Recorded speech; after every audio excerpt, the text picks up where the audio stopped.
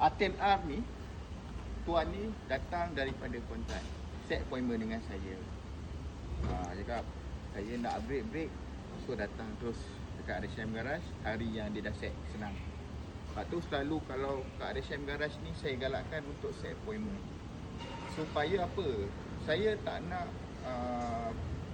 sidai lah, bahasa sidai kan customer lama-lama dekat bengkel. Memang kita ada waiting room, kita ada surau, kita ada semua komplit.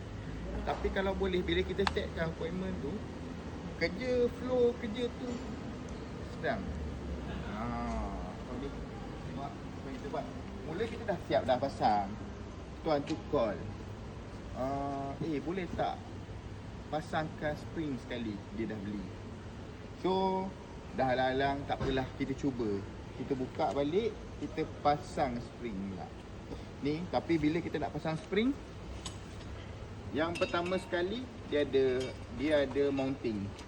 Mounting ni selalunya kalau kita tak tukar, dia pecah ataupun dah pecah. Owner tak sedar.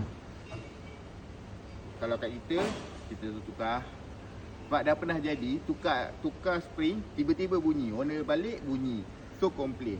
Tengok-tengok benda tu pecah. Dah 2-3 kali kerja. So baik kita recommend tukar terus. Senang. Macam so far kita test, kita buat pressure, kita tolak balik. Okay, ngam. Macam ni. Dia pakai daripada GT6 Sport. Sport rim.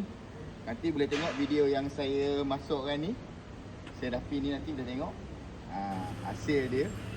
Kita refurbish balik dia punya sport rim. Memang handsome lah, tengok nampak kan. Okay.